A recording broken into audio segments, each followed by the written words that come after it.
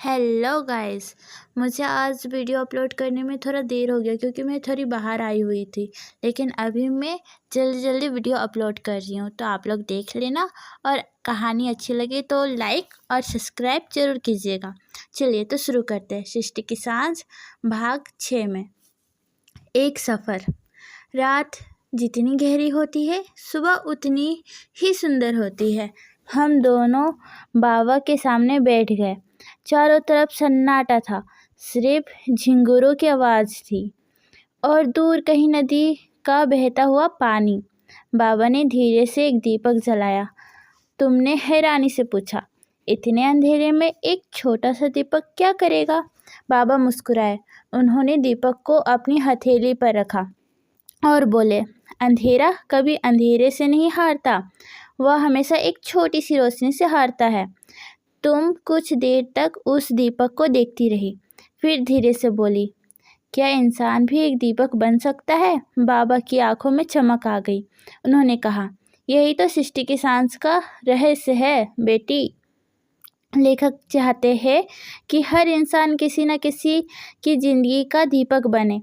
इतना सुनते ही हवा थोड़ी तेज चली। दीपक की लो डगमगाई लेकिन बुझी नहीं। बाबा बोले, देखा, मुश्किलें आई, हर हवा चली, फिर भी दीपक जलता रहा।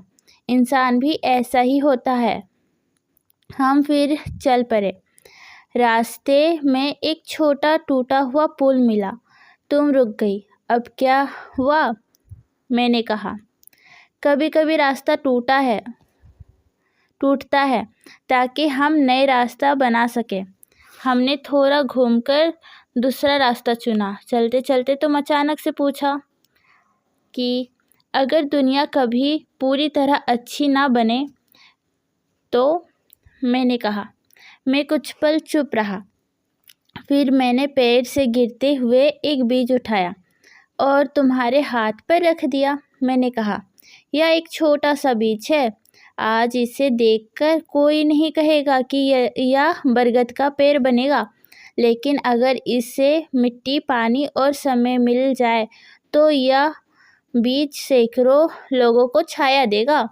फिर मैंने तुम्हारी तरफ देखकर कहा, अच्छाई भी ऐसी ही होती है, अगर उसका अक्सर तुरंत नहीं दिखता, लेकिन एक दिन वही दुनिया बदल देती है।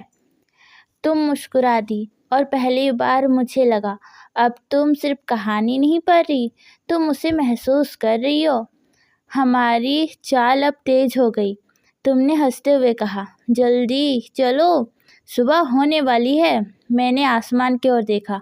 क्षितिज पर हल्की सी लालिमा दिखाई देने लगी थी। मैं मुस्कुराया और बोला, देखो, हम सही रास्ते पर हैं, क्योंकि हर सच्चे सफ़र का अंत अंधेरा नहीं, उजाले से होता है। बस आज इतना ही।